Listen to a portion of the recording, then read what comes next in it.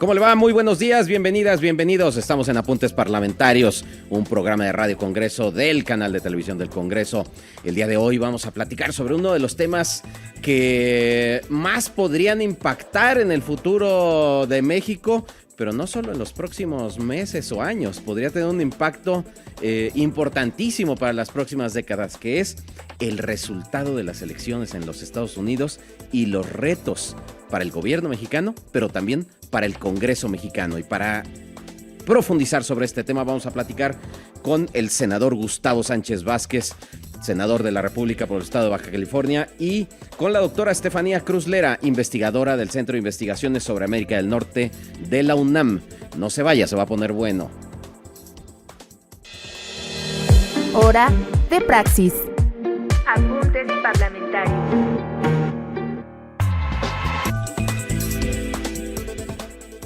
Hay miles de temas importantes en la relación bilateral con los Estados Unidos, con toda América del Norte, pero particularmente hoy nos concentraremos en analizar lo que sucedió en las recientes elecciones de los Estados Unidos, el impacto que puede tener en nuestro país, en el nuevo gobierno federal y en la relación bilateral en general. Particularmente vamos a hacer un énfasis en el papel del Senado en esta relación bilateral, los mecanismos que existen de cooperación con los Estados Unidos y con las autoridades de Estados Unidos, con las distintas instituciones. El día de hoy nos acompaña el senador Gustavo Sánchez Vázquez, quien es senador por el estado de Baja California. Es integrante de la Comisión de Relaciones Exteriores América del Norte y dentro de su experiencia, él ha sido diputado local, presidente municipal de Mexicali, fue también procurador fiscal del gobierno de Baja California. Gustavo, muchísimas gracias por acompañarnos en Apuntes Parlamentarios. Al contrario, gracias, doctor Puente, por esta invitación para estar con ustedes hoy en este importante programa de Apuntes Parlamentarios que nos acerca mucho a los ciudadanos para que puedan conocer el acontecer diario que en el Senado de la República tenemos. Gracias por aceptar la invitación, estimado senador. Nos acompaña también la doctora Estefanía Cruz Lera, quien es investigadora del CISAN, el Centro de Investigaciones sobre América del Norte de la UNAM. Ella es especialista en incorporación política de minorías en Estados Unidos y sistema político estadounidense. Doctora Estefanía Cruz Lera, bienvenida a Apuntes Parlamentarios.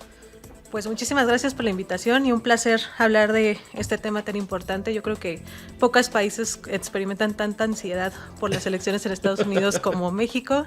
Entonces es un tema que tenemos en nuestros corazones y en nuestras mentes, yo creo que todo el año. Y en nuestras preocupaciones, yo diría ahora, adicionalmente, ¿no? A ver, yo quería preguntarles a ambos sobre, primero que analizáramos un poquito el resultado de las elecciones, porque yo no sé ustedes, por supuesto que siempre existe la posibilidad de un resultado, pero pensábamos que iba a ser un resultado quizá más cerrado y no nos esperábamos, al menos yo, ya me dirán ustedes que son más cercanos a esta realidad norteamericana, yo no me esperaba este cambio de las preferencias de ciertos sectores de la población, principalmente, por ejemplo, la comunidad de origen latino o hispana, el de las mujeres blancas también, que tienen una votación abrumadora por Donald Trump. Y pues nos da este resultado que pues al menos pensábamos que sería más peleado, sobre todo estos estados que al final eran los que definían, ¿no? Así, Pensilvania, sí. Nevada, Carolina del Norte, decíamos, no, estos va a estar más que Georgia. No, arrasados completamente por los republicanos. ¿Cuál es su impresión de este resultado electoral, Estefanía? Bueno, yo ahí difiero un poquito contigo porque yo sí creo que, de acuerdo a las predicciones, el resultado electoral de las elecciones de Estados Unidos fue muy cerrado. Donald Trump alcanzará apenas más del 50% del voto popular. Lo que pasa es que Donald Trump siempre ha sido muy bueno para hacer cálculos electorales. Entonces, eso es lo que lo hace ganar el colegio electoral. Definitivamente solo gana o solo se hace de 1 millón de votantes más que en la elección pasada. Eso es una ganancia marginal, sobre todo considerando el número de personas que cada año nutren al electorado, no los que se vuelven ciudadanos y los que... O sea, respecto de la elección anterior, no la que perdió, la que perdió solo ganó 1 millón de votantes. Y casi 4 millones de votos a la elección que ganó. Entonces, digamos que de la elección anterior en 4 años ganó 1 millón de votantes, no es mucho. El problema aquí es que el Partido Demócrata perdió casi 8 millones de votantes. O sea, los votantes demócratas, digamos, salieron menos a votar. Sí, exactamente. Decidieron no salir a votar. Yo creo que esto es muy interesante. La mayoría silenciosa está de vuelta en Estados Unidos. Está de vuelta en dos sentidos, ¿no? Un conjunto de hombres jóvenes principalmente que salieron a votar. Por ejemplo, a mí me llama mucho la atención el aumento de participación de los Amish, ¿no? Los Amish son comunidades usualmente neutrales y salieron a votar en Lancaster por Donald Trump. Entonces, que se convoque a hombres jóvenes a votar es una ganancia para Donald Trump, no para incorporar nuevos electorados a la política estadounidense. Pero por el otro lado, es muy grande la cantidad de casi 8 millones de personas que no lograron, que decidieron no participar en este debate político que al final se lleva a cabo, este ejercicio democrático que se lleva a cabo en las urnas. También cabe mencionar que ahora había 2 candidatos independientes, ¿no? Jill y Robert Kennedy. Y ellos llevaron 1.4 millones de votos, pero aún así eso no explica los otros 8 millones que decidieron no salir a votar. Claro, ese es un dato muy interesante. Senador Gustavo Sánchez, tú tienes un amplio conocimiento de la sociedad norteamericana, convives cotidianamente con la sociedad norteamericana. ¿Cuál fue tu impresión del resultado de las elecciones? Bueno, primeramente, no perder de vista que los ciudadanos norteamericanos no votaron por alguien que no conocieran. Ese punto no hay que perderlo de vista. Claro. Votaron por alguien que ya los había gobernado 4 años. Claro. Luego, entonces, hay un precedente donde la gente hoy le vuelve a dar su confianza, bien lo dice la doctora, con 1 millón más de votos aproximadamente, suficientes para ganar con la reducción del voto demócrata normal. Pero a mí, yo pondría número 1 es: votaron por algo que ya conocían. Luego, claro, entonces es algo que volvieron a desear tener. Creo yo que el candidato Trump puso de una manera central su discurso en 3 temas fundamentales. La economía, número 1, le habló a la gente diciéndole: te está yendo mal, el dinero no te alcanza, la gasolina subió mucho, obviamente echándole la culpa a Biden de todo lo que estaba pasando. O sea, le habló a la gente de su bolsillo, de la economía en ese sentido. La narrativa que hizo también tan profunda y directa del sentimiento antimigrante: vamos a deportar, voy a sacar a toda esta gente ilegal, son puros criminales, es gente que te está dañando, etcétera. También se dio esa circunstancia de una manera en su discurso centrado fuertemente. Y tercero, también habló mucho de una percepción de una debilidad de Estados Unidos en su política exterior. Y si algo hay en el sentimiento de los norteamericanos es que pues, son los policías del mundo, ¿verdad? Y se metía con el tema de la guerra de Ucrania, etcétera, y muy mal el gobierno. Entonces creo que cuando centras esos 3 temas como tu eje central de la campaña, le das en el corazón a una gran parte del pueblo norteamericano, y eso lo encumbra en ese sentido, con todo y que la candidata Kamala remontó fuertemente. Las encuestas todas decían que era un empate prácticamente, que estaban 1, 2, 3 puntos de diferencia en ese sentido. Pero bueno, mi lectura es: la gente votó por lo que ya conoce, y luego entonces, bien o mal las decisiones que vaya a tomar, la gente no podrá decir: ay, híjole, es que nunca nos hubiéramos imaginado. Claro. en esa parte. Y eso va para el pueblo americano y también para nosotros, ¿eh? Ahora, para México también. Ahora, pero lo que a mí sí me sorprende es, igual, quizá desde mi escaso conocimiento que tengo del votante norteamericano, es uno pensaría que este discurso radical de Trump, en el que acusa a las minorías hispanas de provocar prácticamente todos los males de los Estados Unidos, votarían abrumadoramente en contra de este candidato, ahora presidente electo. ¿Por qué no fue así? ¿Ustedes qué opinan? Es decir, ¿cuáles son los factores que incidieron en que pues, la población hispana prácticamente se dividiera? Bueno, yo creo que hay muchas cosas que hay que tomar en cuenta. Hay una cosa que yo pienso que el electorado estadounidense sí está muy consciente de que no vive en un sistema presidencialista. Entonces, que el presidente tiene menos poderes de los que nosotros desde otros países vemos. Y ahí, bueno, se utilizó muchísimo una frase que era whistle dogs, ¿no?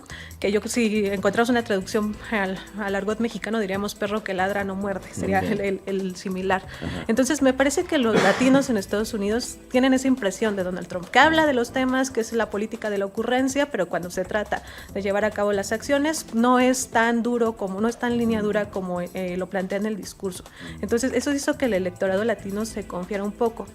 Yo creo que también hay que entender que la mayoría de los latinos, hablando en concreto de los mexicanos que viven en Estados Unidos, llevan más de 10 años viviendo en Estados Unidos, ya no son mayoritariamente indocumentados. Entonces sus prioridades políticas han cambiado radicalmente.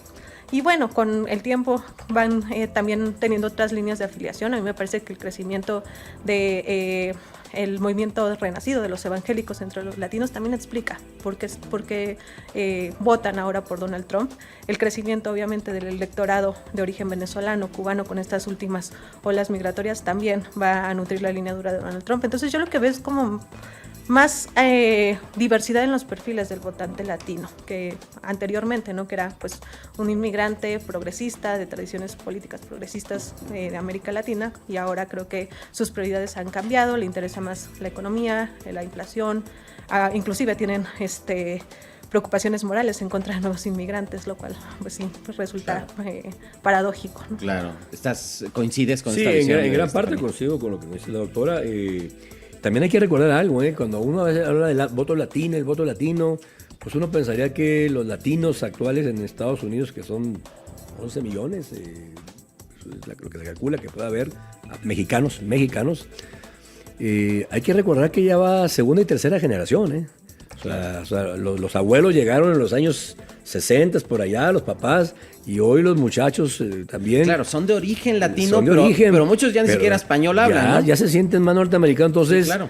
Pero a veces los catalogamos como latinos porque se apellidan Pérez, González, Sánchez, sí. Pero pues ya tienen ellos otra inercia de la vida, otra visión de la vida, y esa circunstancia, repito, versus el discurso otra vez de vamos a deportar a los ilegales, porque Trump habla de los ilegales y habla de los, de los criminales ilegales que se meten, los clasifican dos a los que son criminales, y eso los pone por enfrente porque con esto voy a salvar a tu familia de que te maten o algo.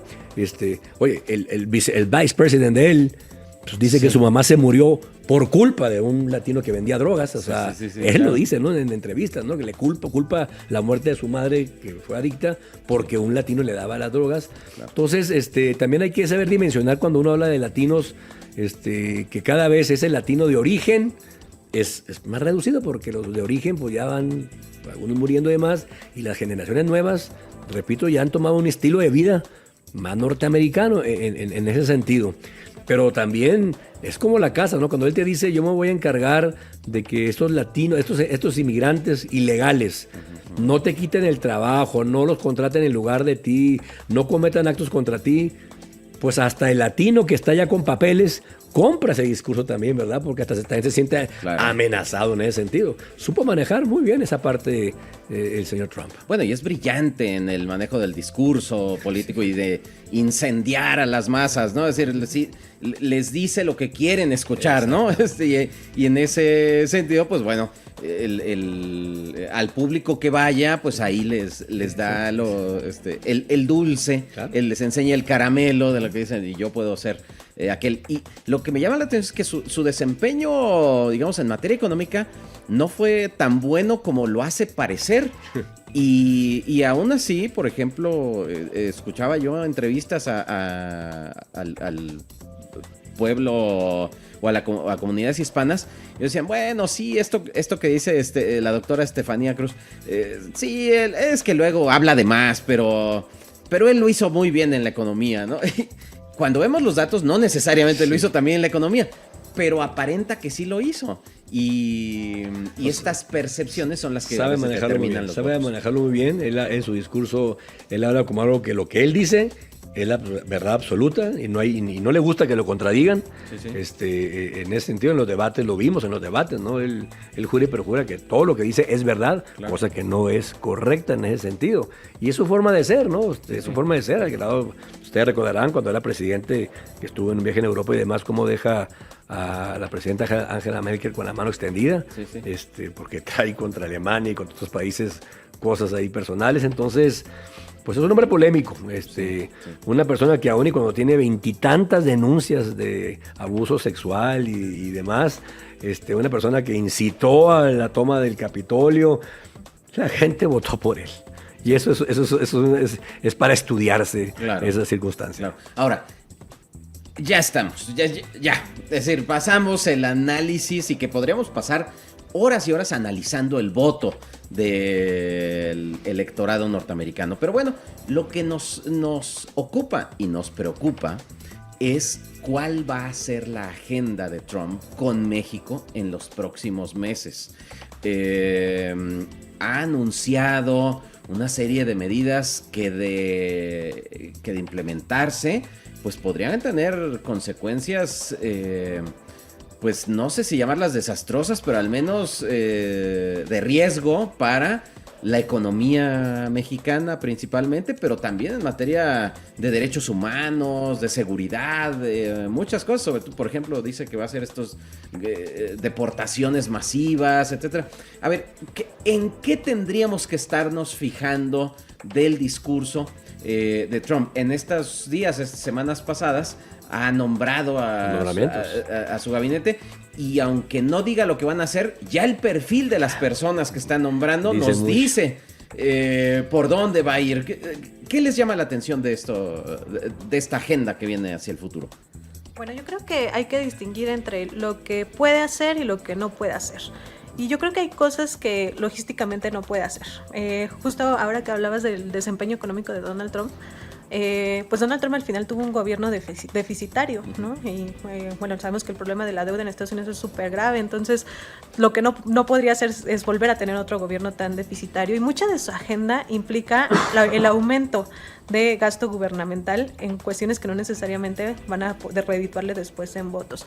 En particular, yo creo que una de las amenazas que más hace temblar a los mexicanos es el tema de las deportaciones masivas. Aquí hay que ver varias cosas.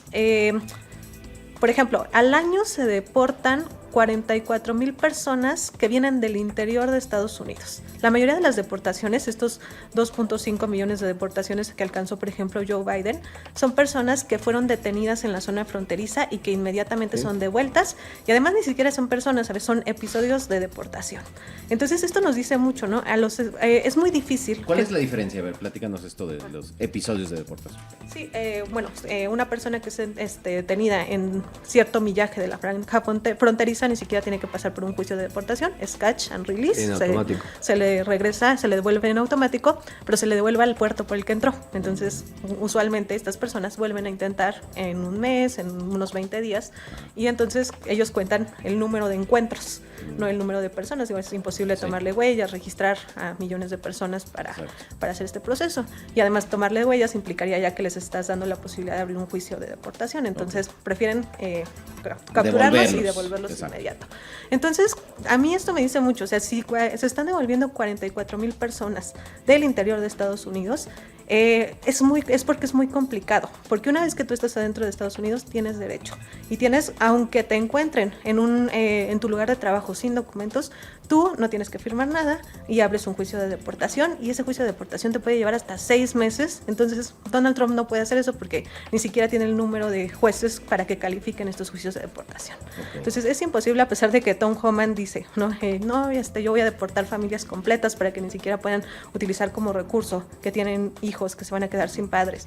Es imposible, no hay la suficiente infraestructura, tendría que cooperar la policía municipal, tendría que cooperar las Fuerzas Armadas inclusive en estas deportaciones masivas. Entonces desde mi punto de vista es algo imposible. Lo que sí yo creo es que ya le facilitó el camino a Joe Biden en ese proceso. Joe Biden acaba de anunciar que les da un año a los venezolanos y a los cubanos para que arreglen su situación migratoria en Estados Unidos. Entonces, de repente, vuelves deportables a millones de venezolanos y millones de cubanos que tenían TPS. Recordemos, el mexicano es mayoritariamente trabajador esencial. ¿Cuánto le costaría a la economía estadounidense sacar a trabajadores esenciales, ¿no? Entonces, si tú vuelves deportables a venezolanos que acaban de llegar, a mí me parece que esa va a ser la estrategia. Entonces, así subes los números de deportaciones, pero pues en realidad es porque no pudieron arreglar su situación migratoria. Entonces, eso es algo que es muy importante con Donald Trump, que hay cosas que no puede cumplir aunque quisiera. Ok, a ver, no sé si me da tranquilidad, pero al menos me preocupa un poquito menos entonces. ¿Estás de acuerdo, senador? Sí, sin lugar a dudas, lo que dice la doctora Estefanía tiene mucha razón. El tema migración, el tema deportación y demás, pues es un pastel político muy antojable para discurso, es muy recurrente para poder mandar mensajes de lo que piensas hacer, pero ya en la práctica, como bien dice la doctora, tiene sus muchas aristas en ese sentido. Bien lo dice ella, no es lo mismo que te detenga la patrulla fronteriza de Border Patrol cruzando el cerco en la frontera, porque el proceso es prácticamente como te agarran, te devuelven y punto, a que van y te encuentran en una fábrica y en ese momento tiene que haber un proceso que dura, como dijo ya, 3 meses o a veces hasta años. Y en ese ínter, si quiera el señor Trump al día siguiente mandarlo, no puede hacerlo porque debe respetar esas circunstancias. Y segundo, la deportación, hablando de los que ya están en el interior del país, los que ya lograron llegar hasta Nueva York, Nueva Jersey, que ya llevan con su familia de alguna otra manera, pero son ilegales. También hay que recordar que empiezan a seleccionar quién me es útil y quién no me es útil. Finalmente Estados Unidos piensa en su beneficio económico, number one, la economía. Alguna vez, se acuerdan, lo dijo en aquel célebre frase del expresidente Clinton en aquel debate con George Bush, cuando George Bush decía, no, es que la guerra de Irak y la guerra de esto, y presumía y que los problemas que tiene el país en el debate, y se voltea a Clinton y le dice, this economy is stupid. El problema es la economía, hombre, no es un tema de las guerras. Y en el caso de los inmigrantes, todo el inmigrante, así sea ilegal, que está en los campos agrícolas juntando la cosecha, no lo van a deportar rápido, te puedo asegurar. Porque no hay quien americano se quiera agachar a juntar la fresa, a levantar el espárrago, porque es un trabajo que no cualquiera lo hace, y nuestros compatriotas por décadas lo han hecho en ese sentido. Entonces son hasta también selectivos. Y luego se van con países, ya lo dijo, cubanos, venezolanos, colombianos, vámonos. Y con México, pues, como que siempre no estamos en la primera fila, pero con todo y eso, Trump lo hizo su discurso, Trump lo hizo un tema principal y va a hacer cosas para entre aparentar y entre que está cumpliendo su promesa de deportar ilegales. Vamos a ir a una pausa, pero cuando regresemos quisiera preguntarles brevemente sobre el TEMEC. Es decir, estas amenazas que ha habido de los aranceles en su estrategia en contra de la economía china, pero que en la que nos va repasando a nosotros, sobre seguridad y narcotráfico, que es otro de los temas centrales sobre los que habrá que pensar qué es lo que tendríamos que construir como en la relación bilateral. Y el tercero particularmente, ¿qué van a hacer acá en el Senado mexicano, particularmente el senador Gustavo Sánchez desde la Comisión de Relaciones Exteriores con América del Norte? ¿Qué se piensa hacer para darle seguimiento a esto? No se vaya, estamos en Apuntes Parlamentarios, volvemos en unos minutos. Estamos de vuelta en Apuntes Parlamentarios, estamos hablando sobre la relación entre México y Estados Unidos a partir de los resultados electorales que dan como ganador a Donald Trump, y no solo eso, en el que también gana la mayoría en ambas cámaras del Congreso de los Estados Unidos, que nos pone también en una situación pues que nos prende las alertas sobre lo que puede suceder. Ha amenazado, antes de irnos al corte, Trump en aranceles y en cortar las cadenas de suministros porque entra mucho producto, dice, de China, y que no va a permitir que entre un solo automóvil de México si es que trae algún insumo, algún suministro que no sea de la región. ¿Qué tan... ya nos decían, ¿qué tanto puede hacer cosas? Pero ¿qué tanto esto le puede ayudar a él a decir, a ver, va un arancel del 25%, como ha dicho, y que si no el 50%, y que si no el 75%? A ver, ¿es eso posible? ¿Y cómo tendríamos que prepararnos para ello, senador Gustavo Sánchez? Bueno, como veníamos hablando, ¿no?, del estilo que tiene el presidente Trump. Esto lo dijo con mucho énfasis días antes de la elección, habrá que recordarlo también. Es cuando menciona por primera vez por su nombre a la presidenta de México, que dijo, creo que se llama Claudia, no la conozco, dijo, o sea, a su estilo despectivo, como sí, minimizando, queriéndose siempre ver chica a la gente. Sí. Y bueno, esta amenaza de los aranceles. Alguna vez alguien dijo, cuando dijo que iba a hacer un muro, está loco, hombre, no lo va a hacer, no se atreve. Y el muro lo hizo, y el muro ahí está. Yo sí creo que va a poner las circunstancias de la relación con México un poco tensas en esa situación, porque él planteó el tema de aranceles bajo la óptica de dos temas que no son de orden económico. Él dijo el tema de la seguridad, el tema de los cárteles. Él dijo, esta circunstancia o la atendemos, y el tema migratorio. O sea, puso esos dos temas en la mesa, y si no, consecuencias. Y esta circunstancia viene también muy ligado a que en su discurso hablaba, pues, de que él quiere hacer grande América, y fue su frase, acuérdense, pues vamos a hacer grande América, the greatest America, trayendo que regrese al país lo que se ha ido de inversiones norteamericanas. Si estás fabricando carros en Aguascalientes o en caso Baja California está Toyota, vente para acá, ¿por qué estás allá? Si el carro que estás haciendo en México trae componentes chinos, no va a pasar a Estados Unidos o va a tener un arancel alto y demás. Esa parte es la que yo sí creo que puede él estar amagando y tal vez tomando algunas medidas en ese sentido. Yo recuerdo cuando subió aquel video bastante desagradable cuando dijo, y aquí vino el canciller en aquel tiempo de Ebrard, y le dije que ponía soldados allá, y salió corriendo temblando, o sea, estilos lamentablemente poco ortodoxos, pero es su forma de actuar. México tendrá que estar muy alerta en esas circunstancias, porque no tenemos que estar a la par de lo que hoy más le va a convenir a México.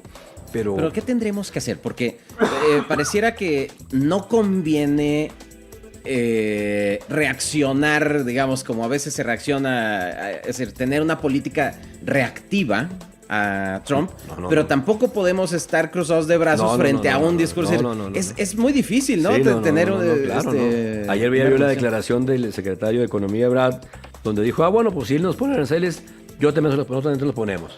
A mi juicio no es la mejor respuesta, porque es como cuando llega un maestro y quiere sacar de la clase a un muchacho y sálgase, no me salgo, sálgase, no me salgo, sálgase o me salgo yo. Y te dice el alumno, pues sálgase.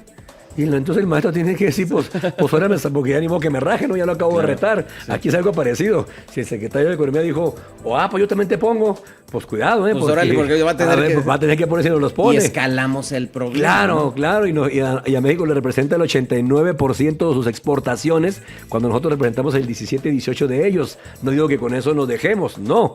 Pero tendremos que ser muy inteligentes cómo jugar en esa mesa. Claro, Estefanía. Sí, totalmente. Estoy completamente de acuerdo en que pues Donald Trump es este político, ¿no? Incentivo, castigo, y definitivamente ya encontró la fórmula con el tema de los aranceles, no solo a México, también está a punto de renovarse las sanciones con la Unión Europea de carbón y acero, que están preocupadísimos los europeos por eso. Bueno, nosotros también tenemos ese problema. ¿Cuál es lo que yo veo justamente en esta sintonía, ¿no? De no reaccionar con aranceles? ¿Cuál es el área de oportunidad que yo veo? Pues definitivamente yo creo que hay poderes fácticos adentro de Estados Unidos y tenemos que trabajar con ellos. Cuando anuncia el 25% de aranceles a los productos mexicanos, el lobby agroalimentario dice, eso sería un gran daño para la economía estadounidense, y entonces hacen todo un estudio de cómo afectaría a la economía estadounidense. Entonces esos precisamente son nuestros aliados, ¿no? Esos grupos que están dispuestos a colaborar con México y a negociar, a ser propositivos con Donald Trump. Desde mi punto de vista, con Donald Trump hay que ser bastante propositivo, hay que anticiparse a muchos de las decisiones que pueda tomar, y ahí están, desde mi punto de vista, los aliados. Creo que definitivamente sí vamos a estar en esa tensión de que se tome una decisión política y entonces seguramente se va a amagar con el tema de los aranceles. Eso va a ser el tenor de al menos de los próximos 2 años. Y justo para allá quería ir orientando esta intervención, que bueno, al final es muy curioso, pero Donald Trump no es tan poderoso como llegó hace 8 años. Ahorita tiene una mayoría en el Congreso, pero esa mayoría es marginal, ¿no? Y aparte, dentro de todo, en particular del Senado, a mí me llama muchísimo la atención cómo hay un movimiento republicano anti-Trump. Entonces, no todos los senadores republicanos apoyan a Donald Trump, y entonces creo que también ahí podría haber aliados importantes en México, hacia la política exterior con México. Uno de los temas centrales para nuestro país, pero que es un problema que compartimos con los Estados Unidos, es el de la violencia y derivado de las luchas de los cárteles de la droga, el problema que se deriva también de las estrategias de ambos países, que no necesariamente siempre están coordinadas. Hemos visto episodios en los que se evidencia la escasa comunicación que existe, o yo diría la desconfianza también que existe entre ambos países para ejecutar políticas de combate al narcotráfico y de combate al crimen organizado. ¿Creen que haya condiciones para una mejor relación, más articulada y más cooperativa entre ambos países, o prevén que seguiremos por el mismo camino en el que hemos estado los últimos años? Yo no diría crees que haya, yo diría más vale que haya. Más vale que haya. Esta circunstancia de la seguridad pública es uno de los temas más delicados que puede precisamente confrontarnos y llevarnos a otro tipo de niveles de escalar de problemas con Estados Unidos si en ese tema no nos coordinamos México y Estados Unidos en ese sentido. Este pasaje que aconteció de la detención de uno de los capos más buscados del mayo, la forma en que se hizo, un avión norteamericano, entrar por él, sacarlo, el presidente diciendo, expresidente, perdón, no sé qué tan cierto o falso, yo no sabía nada, yo no supe nada hasta que me enteré. Si es cierto, qué terrible, porque quiere decir que no hay confianza en el gobierno mexicano. Y si no fue así, y si no era cierto y sí sabía, pues también qué terrible, porque no tiene la capacidad de poder decir, sí, cierto, lo agarramos, o sí cooperamos. Entonces eso nos habla pues de que tenemos que partir de una realidad, doctor Puente. No tenemos hoy por hoy el mejor momento de las relaciones con Estados Unidos. Si no pasamos por reconocer eso, estamos equivocados en ese sentido. Hoy por la mañana hizo una declaración muy fuerte el embajador Ken Salazar, donde daba pues datos que decían se frenó la inversión, se negó la inversión, se impidió la inversión, acusó personalmente al presidente por su nombre. No sé si escucharon ustedes en la mañana esta declaración. Sí, dijo además que fue un fracaso la política de abrazos, no balazos, ¿no? Es decir, y que inversiones arriba de 35 millones prohibido que entraran. Entonces, esas simples declaraciones hechas por el embajador sí, no se dicen, no las dice él, sino toca base primero. Claro. Y si tocó base y le dijeron suéltalas, es porque tiene que ver con una, creo yo, intención de Estados Unidos de decir, o nos ponemos de acuerdo, ¿no? Y en el tema seguridad, que es el tema que están poniendo ellos por enfrente, por el tema del fentanillo, por el tema de los cárteles y demás, va a ser un tema que va y que ya está repercutiendo en la propia revisión que se está haciendo en este momento del TEMEC. Claro. Estefanía, ¿estás de acuerdo con eso? Sí, creo que también va a ser muy importante que, bueno, uno de los nombres que se escuchan para Departamento de Estado, Marco Rubio, fue senador y fue presidente del Comité de Política Exterior y del Comité de Inteligencia varias veces en su carrera. Él introdujo varias iniciativas de ley en el Congreso para calificar a los cárteles mexicanos como terroristas, de acuerdo con el Acta Patriota, lo cual está, digamos, que permitido, pero fue redundante en cada legislatura.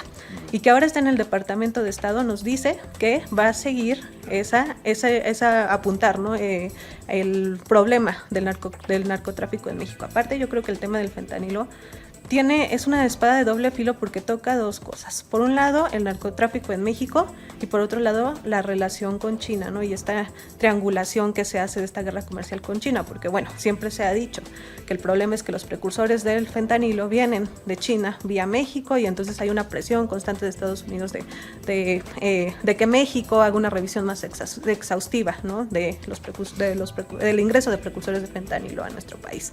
Entonces creo que por allí va a ir la presión. Yo la verdad es que veo muy complicado el escenario si Marco Rubio queda en el Departamento de Estado para nuestro país. Antes de que nos vayamos, senador, ¿qué planes hay desde la Comisión de Relaciones Exteriores para América del Norte para darle seguimiento a este tema?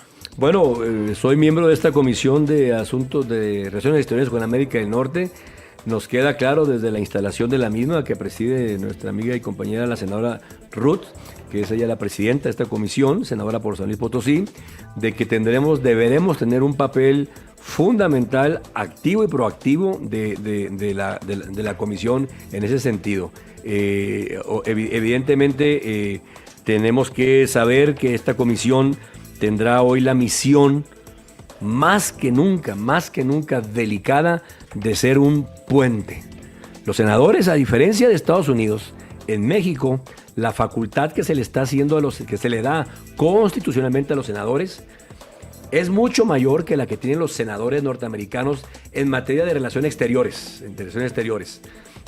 Queremos, por ejemplo, reactivar las reuniones bicamerales.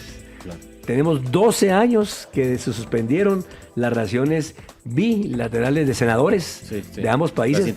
Las interparlamentarias. Ya es una decisión de la comisión reactivarlas en ese sentido, pero estar también presentes en los temas, como acabo de decir, del TEMEC, en los temas de migración, en fin, estamos muy conscientes pues en esta Comisión de Relaciones Exteriores con América del Norte, que hoy más que nunca nosotros como senadores deberemos tener un papel por obligación de presencia, porque aparte que nos da, repito, la ley orgánica de esta facultad, hoy más que nunca requerimos, creo yo, estar sentados en esa mesa donde los gobiernos ejecutivos puedan encontrar las coincidencias y no las disidencias. Senador, si te parece, en los próximos meses tengamos otra reunión donde invitemos también a otros miembros de la comisión. Con mucho gusto. Y vamos viendo la relación. Senador Gustavo Sánchez Vázquez, muchísimas gracias por haber estado esta mañana con nosotros en Apuntes Parlamentarios. No, hombre, al contrario, doctor Puente, y agradecerte por la invitación, estar aquí compartiendo obviamente el programa con la doctora, que ella sí le sabe a los temas, entonces se ve que ella sí sabe, no como uno. Gracias por la invitación, les agradezco mucho y cuantas veces sea necesario, aquí estaremos, claro que sí. Gracias, senador. Estefanía, para cerrar, ¿cuál es tu perspectiva de lo que viene?